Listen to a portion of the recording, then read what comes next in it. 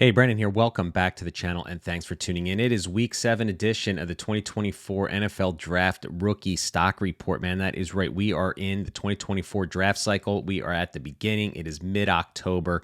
My podcast co-host and I, Jason DiRienzo, each and every week are focusing on 6 players, 4 stock up and 2 stock down players that are headed to the 2024 NFL Draft. These are the players that you are going to be drafting in your rookie drafts potentially. So if you play fantasy, you play Dynasty, and you're looking for a YouTube channel out there that's going to give you an early look at the 2024 draft class, man, hit that subscribe button. We got all sorts of fantastic content coming out all fall, getting you ready for your rookie drafts. So this is a insert here from our podcast, Devy Dynasty Football Podcast. Enjoy the show. Let's head over to our NFL stock report, and I'm going to kick us off, and I want to talk about Oregon running back Bucky Irving. All right, I put a film out on the YouTube channel of his game against Washington. Absolutely killed it against Washington. And I also put out a scouting report film, which kind of then links the scouting film at the end. It's kind of a new series I have. And I put one out just this afternoon on Bucky Irving, and I really, really liked what I saw when Bucky Irving. So, I mean, like you mentioned it earlier in the pod here, Jason. I mean, I'm really a belief that this 24 running back is wide open. I think it's average at best, and I think there's going to be a lot of movement as we head towards April. But I think Bucky Irving has a chance to be a top 5 or 6 back in this class. And I wasn't a fan early on because I'm a big play strength guy, physicality, but he's shown me something different this year. I watched him last year and thought maybe he was a little soft, 5'10", 195 pounds. He's undersized, but through the season, he's got 73 attempts, 538 yards, 7.4 average, 5 touchdowns, no fumbles.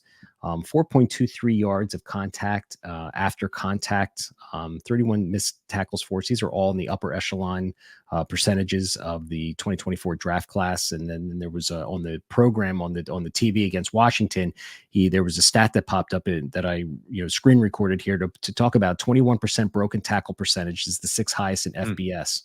So, I think he's got good footwork. I like his acceleration. I like his explosiveness, his hands. He's pass catching. He's got, I think, 23 receptions on the season so far.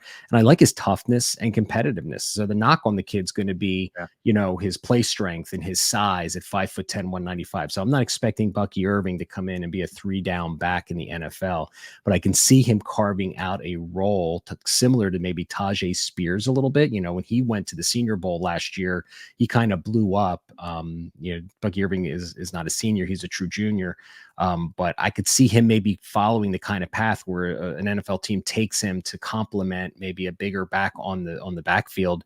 And he's right now projected to be an early day 3 guy, but I think he could sneak into day 2. I think he's an explosive player, and you've mentioned it many times on the show and on the podcast, Jason, that the NFL's changing with the running backs. It used to be the big burly guys, but now it's the space creators. It's the kids with the quick feet and the ability to create space. And I think Bucky Irving has a little bit of that to his game. So he's going to be a stock up for me. Yeah, he's a fun player to watch too, so he's easy to root for, but I think that's a great call. And I'm gonna stay in the same realm, man. I'm gonna go with Audric Estimé because we've been talking about it. I mean, this class is up in the air, and I think Estimé is rising above a lot of the guys that just kind of are underperforming at this point. I mean, can you say that he should be behind Raheem Sanders still? I don't think so. Braylon Allen to me is questionable as far as his NFL prospects and development, and Audric Estimé is showing a lot more that I like. And you just talked about the space creation. He's got 39 missed tackles forced on the season, and I think he's in the top 10 or 15 in all of college football at 230 some odd pounds. So that footwork is definitely there along this with the size, because you continually see him run up the middle. I mean, Notre Dame loves using him between the tackles on the goal line, and he's been used as a pass catcher. And in one of the games, I can't remember which one earlier this season, I mean, he showed the ability to make a very difficult contorted catch with one hand and secure the ball. So I think there's a lot here for Audric Estimé to continue to rise. Where the NFL values him, that is to be determined. But I do think that he is easily a day 2 pick, and because of that, he needs to be a riser and on the radars for sure. Yeah, I could see him being a top 5 guy. I mean, I really could. Yeah. I mean, I like mean, you the way said, it's all panning out, it's it's all possible. absolutely. So, all right, I got a deep one here for us. All right, I'm going a little Oh, I deep like here. that. All right, so do you remember? Oh boy, Pat Fryermuth was, I'm a Penn State guy. I loved watching Pat Fryermuth, but I remember 3 years ago when Theo Johnson came into the league, and I remember watching his high school film, and his blocking ability was unbelievable. And I figured he's going to Penn Mhm. State. I have a couple shares. Well, Dane Brugler tweeted out today that the game that he had this past weekend against UMass, he had 2 touchdowns. Basically, put a tweet out there saying, "Hey, listen, I know the kid hasn't produced, but he's got the traits, and that NFL scouts are on notice. He's 6'6", 264 pounds. And Dane here mentions in the tweet that he is going to maybe run a 4.5. So again, as we know for the tight end position, it's not always about production; it's about athletic traits. And I'm not going to lie, watching the Penn State football can be difficult at times. And it was really nice because in this game, he had 4 receptions for 66 yards. It'd be really nice for him to emerge between now and the end of this season to give Drew Aller like a really reliable, vertical weapon, at least 20, 25 yards down the field. So, um, I don't know. So Dane Brugler from the Athletic is one of the best in the biz, and I saw the tweet, and I'm like, I'm going to put him on the show. I think I'm going to just put him out there, because we've talked about a lot of guys over 7 weeks, and I figured let's get a little deep here with a tight end who you never know. He's only a junior, so he's probably going to come back for his senior year, but stock up if he continues to produce. It was UMass, I get it, but let's see what he does against Ohio State this weekend. Yeah, and honestly, they need him to step up. They need a guy like this. I think the Mhm. other one is Tyler Warren, and he's been Yeah. serviceable for them, but they need a guy with Theo Johnson's athleticism. Mhm. So I like that call a lot.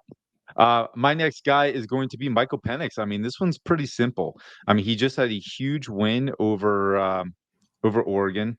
And with the way that Caleb Williams played, it's possible that Michael Penix is going to be, on the radar as far as the Heisman and the voting. So I don't know what to make of Penix because I continually see him make big throws, and there was a lot of accuracy that he showed in this game, especially putting the ball directly into Jalen Polk's hands in the end zone for Polk showed off the ball tracking, but the ball placement was unbelievable. Yeah. And I think the ball placement in anticipatory throws from Penix are really impressing me, especially because he throws left hand. So I'm trying to read and understand how he understands what he's seeing on the field because it's hard for me to kind of view that with him throwing lefty, but he just puts the ball in some difficult spots that I can appreciate. So for me, Michael Penix is definitely on the rise. And honestly, as far as it goes with fantasy, because we're looking, at the dual threats, I think he's a dual threat in his own. Where if he needs to extend the play, he can, but he can make some big time throws. So Penix is definitely on the rise. Yeah, he seems to be a riser with all the Heisman talk. So, but you're right. Yeah. The ball placement's just been, he's put some, Oh, it's been great. it's been pretty impressive. Some of the, I wish he was a little bit mobile. I don't know what his stats were, but I think he doesn't have more than Yeah. 25 yards rushing. So it'd be nice if he kind of wiggled down the field a little bit. But I like that call a lot. It's gonna be interesting to see how this quarterback class shakes out. So there's our 4 stock 2024 rookie stock risers. So we're going to talk about 2 fallers right here, and I'm going to kick us off with Donovan Edwards from Michigan. Just is not playing well against Indiana this past week. 9 carries for 20 yards, averaging 2.2 yards. Like he did get a touchdown, but I think he comes back for his senior season. And I've never been a Donovan Edwards fan, and I was hoping this year would be the year where we'd see a little bit more play from him, Yeah. but I don't know. It's Blake Corum's backfield. And I guess my advice to anyone out there with Donovan Edwards, I just don't think he's got the size and the ability. And I've said this from 2 years ago, his freshman season, and then last year with the all 22 films that I put out on the YouTube channel and for my dashboard subscribers, that he's just not a great runner in between the tackles. And I think it was one of these situations where we got all enamored when he was a freshman catching that ball down the left sideline, where he was a explosive running back catching the ball that everyone got excited about. And I think people have just lost sight of just he's not that effective running in between the tackles. Michigan opens up big holes, but I don't see a player who's nimbling through the line of scrimmage, making guys miss with stop-start ability, and that's what you need, the lateral ability in the NFL, and I've just never seen it with him. So he's my stock down player. I mean, Benjamin Hall, especially every game that Michigan plays, they're in blowouts, and you would think they'd bench, Corum and give him a little bit of run. But he got 9 carries. He got 4 against Minnesota, only 6 against Rutgers, and 6 against UNLV. And Benjamin Hall got the scrap up work this week. And so if you're going to project to next year when Blake Corum's in the NFL, what are you going to be looking at? It's going to be Benjamin Hall. Maybe Donovan Edwards gets that bell cow ability, but I don't think so. I'd be a seller in Devy right now if you've got him on your roster. Yeah, he's a guy that I was completely wrong on. It was mostly my projection thinking that he was going to improve that functional strength over the offseason and come in looking a lot better. And that he's honestly regressed. I got excited for him because I saw a role for him, like we talked about with Bucky Irving, maybe complementing a bigger back because he's not necessarily undersized. He's still around 200 pounds. I think he's like 6'1". So there's size to work with, but he just does not run like it. And he's honestly doesn't I don't think the team even has the confidence in him as a runner. So I was definitely wrong about this one, and my projection of him was off. And it's unfortunate. I think Bucky Irving is showing what I wanted to see from a guy like Donovan Edwards. So I think this is a great call. I'm gonna go to another guy that I was really excited about, and I think he's been exposed a little bit over the last 2 weeks, and that is going back to the quarterback position, and that's Washington State quarterback Cameron Ward. He had a nice first half of the season going up against teams like Colorado State, Oregon State, which actually did a good job of just stopping Dante Moore and forcing 3 turnovers, and Cameron Ward had 4 touchdowns in that game. But over the last 2 weeks against UCLA and Arizona, he has 3 interceptions, and just he's getting a little bit more exposed to some of the weaknesses when he's under pressure. So I think that is something that he's definitely gonna have to work on. But hey, we're starting to see it from a lot of these quarterbacks. The pressure is something that they are going to have to understand how to read their offense a little bit faster and just throw with the anticipation of understanding to trust their receivers. That might not be something that they have here at Washington State, but it's definitely something where we've been talking about him as a riser for good reason. I mean, he's been massively productive. He's got great size and good ability to run, extend the plays with his legs. But over the last 2 weeks against better teams, the exposure and him not doing so well, that is definitely something to monitor. So he's a stock down.